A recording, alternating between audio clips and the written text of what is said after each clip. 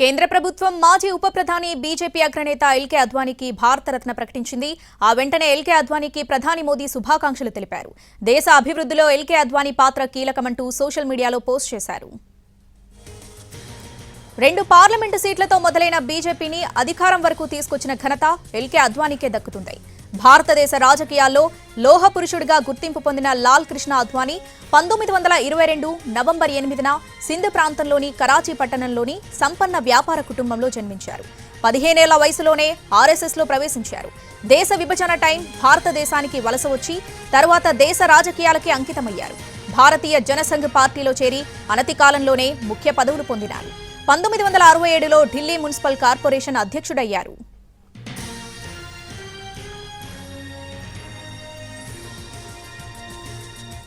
1977లో మొరార్జీ దేశాయ్ ప్రభుత్వంలో మంత్రి పదవి పొందినారు. 1980లో బీజేపీ ఏర్పడిన తర్వాత దేశ రాజకీయాలలో కీలక పాత్ర పోషించే అవకాశం వచ్చింది. అటల్ బిహారీ వాజ్పేయి నేతృత్వంలోని బీజేపీ ప్రభుత్వంలో కీలకమైన హోంశాఖ పదవిని నిర్వహించారు. 2009 ఎన్నికలకు ముందే బీజేపీ ప్రధాని అభ్యర్థిగా ప్రచారం జరిగింది. చివరిసారిగా 15వ లోక్సభ ఎన్నికల్లో గుజరాత్లోని గాంధీనగర్ లోక్సభ స్థానం నుంచి పోటీ చేసి విజయం సాధించారు.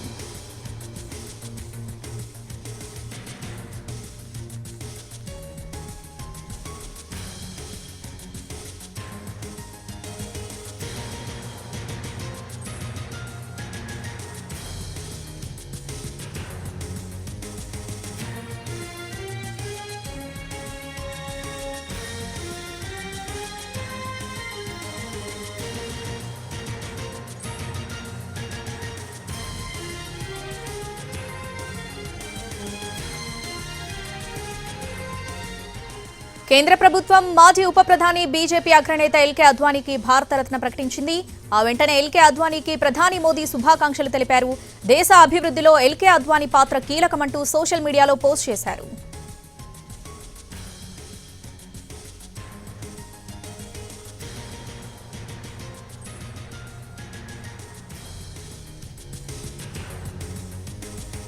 రెండు పార్లమెంటు సీట్లతో మొదలైన బీజేపీని అధికారం వరకు తీసుకొచ్చిన ఘనత ఎల్కే అద్వానీకే దక్కుతుంది. భారతదేశ రాజకీయాల్లో లోహ పురుషుడిగా గుర్తింపు పొందారు లాల్ కృష్ణ అద్వానీ. లాల్ కృష్ణ అద్వానీ 1927 నవంబర్ 8న సింధ్ ప్రాంతంలోని కరాచీ పట్టణంలోని సంపన్న వ్యాపార కుటుంబంలో జన్మించారు. 15 ఏళ్ల వయసులోనే ఆర్ఎస్ఎస్లో చేరారు. దేశ విభజన టైంలో భారతదేశానికి వలస వచ్చి తర్వాత దేశ రాజకీయాలకే అంకితమయ్యారు. భారతీయ జనసంఘ్ పార్టీలో చేరి అనతి కాలంలోనే ముఖ్య పదవులు పొందారు. 1967లో ఢిల్లీ మున్సిపల్ కార్పొరేషన్ అధ్యక్షుడయ్యారు.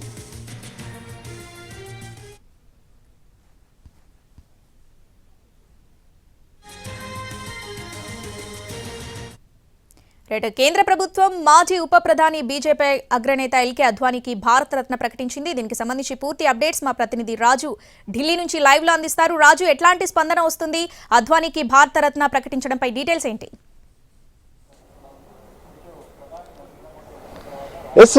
శ్రావణి, చాలా కాలంగా కూడా బీజేపీ సీనియర్ నేత ఎల్కే అద్వానీని పార్టీ పట్టించుకోవట్లేదు, అంతేకాదు ఆయనకు సరైనటువంటి గుర్తింపు కూడా లేదని చెప్పి కొంత ఆవేదన వ్యక్తం చేసినటువంటి వాళ్ళు కనిపించారు. కానీ మొత్తానికి అందరి ఆలోచనలకు ఒక బ్రేక్ వేస్తూ ఈరోజు కేంద్ర ప్రభుత్వం కీలక నిర్ణయం తీసుకుంది.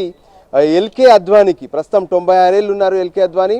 సో ఆయనకు భారతదేశంలోనే అత్యున్నత పురస్కారమైనటువంటి భారతరత్నను ప్రకటించారు. సో దాంతో బీజేపీతో పాటు అద్వానీ శ్రేయోభిలాషులందరూ కూడా ఇప్పుడు సంతోషాన్ని వ్యక్తం చేస్తున్నటువంటి పరిస్థితి స్పష్టంగా కనిపిస్తుంది. వాస్తవానికి ఎల్కే అద్వానీ అంటేనే ఐరన్ మ్యాన్ అంటారు. దేశంలో ఉన్నటువంటి రాజకీయ నాయకుల్లో ఎల్కే అద్వానీకి ఒక ప్రత్యేకత ఉంది.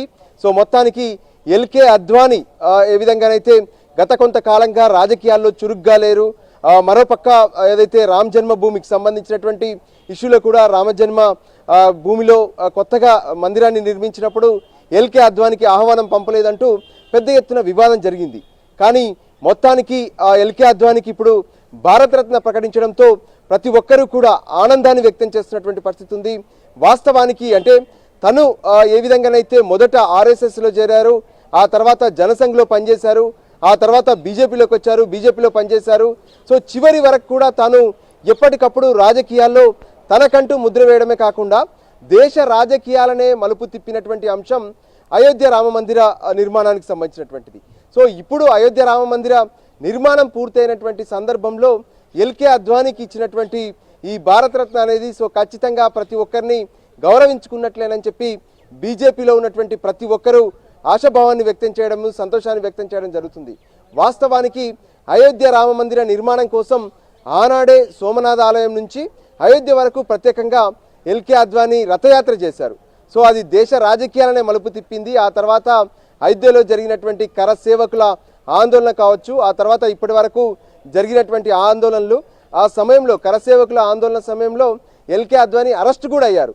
సో మొత్తానికి ఈరోజు ఎల్కే అద్వానీకి భారతరత్న ఇవ్వడం అనేది సో ఖచ్చితంగా అతనికి చెందాల్సినటువంటి అవసరం ఉందంటూ కూడా ప్రతి ఒక్కరూ ఎంతో కాలంగా డిమాండ్ చేస్తూ వచ్చారు. సో ఈ సందర్భంగా ప్రధాని మోడీ స్వయంగా భారతరత్న ఇస్తున్నామనే విషయాన్ని అనౌన్స్ చేయడమే కాకుండా ఎల్కే అద్వానీతో కొద్దిసేపటి క్రితమే మోడీ మాట్లాడారు.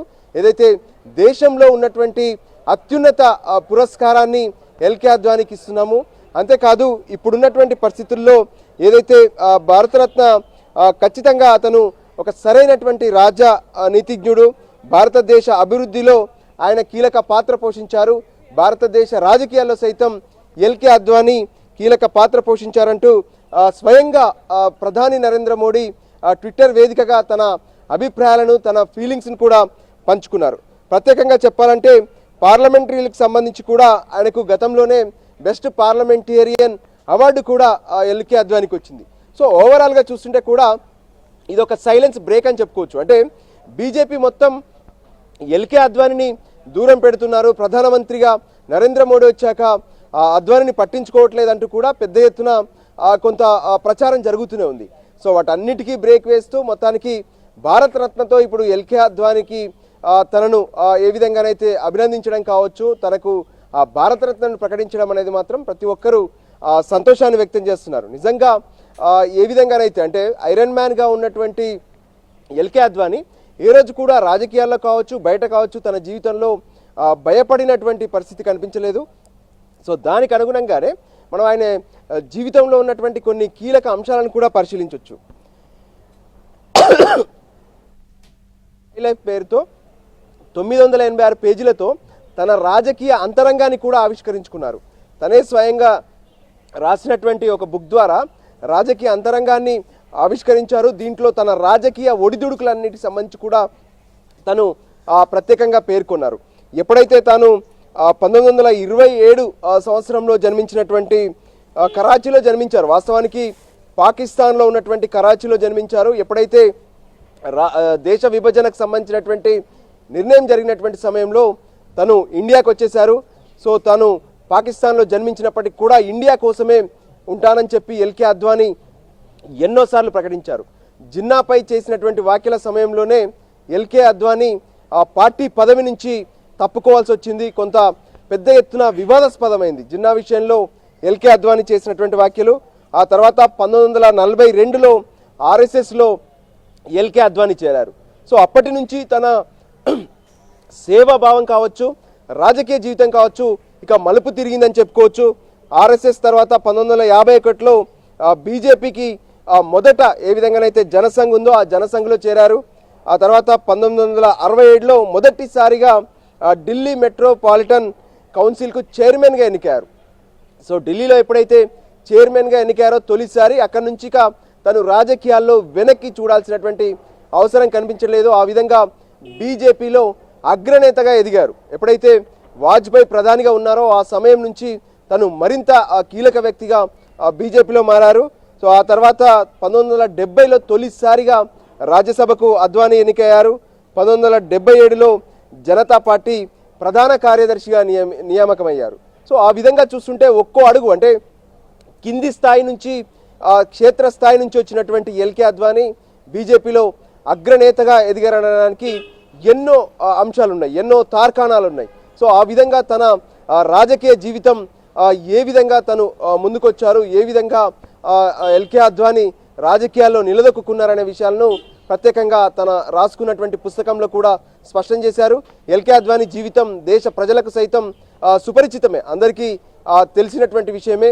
సో ఈ మధ్య కాలంలో కొంత ఆరోగ్య పరిస్థితులు కావచ్చు, లేదంటే ఇతరత్ర పరిస్థితుల వల్ల చురుగ్గా లేకపోయినప్పటికీ, రాజకీయాల్లో ఎల్కే అద్వానీ చురుగ్గా లేకపోయినప్పటికీ ఎప్పటికప్పుడు బీజేపీలోని ముఖ్య నేతలందరూ ఎల్కే అద్వానీని కలుస్తూనే ఉన్నారు, ఎప్పటికప్పుడు ఆయన ఆశీస్సులు తీసుకుంటూనే ఉన్నారు.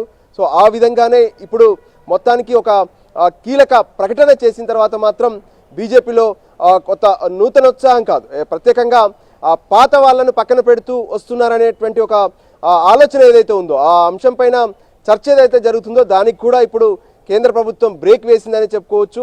సో తాజాగా ఇచ్చినటువంటి అవార్డ్స్ కావచ్చు, ఆ తర్వాత జరిగినటువంటి అనౌన్స్మెంట్స్ కావచ్చు, మొత్తానికి ఎల్కే అద్వానీకి అనౌన్స్ చేసినటువంటి ఈ భారతరత్న మాత్రం ఇప్పుడు బీజేపీలో మొత్తాన్ని సంతోషంతో నింపుతున్నటువంటి పరిస్థితి కనిపిస్తుంది.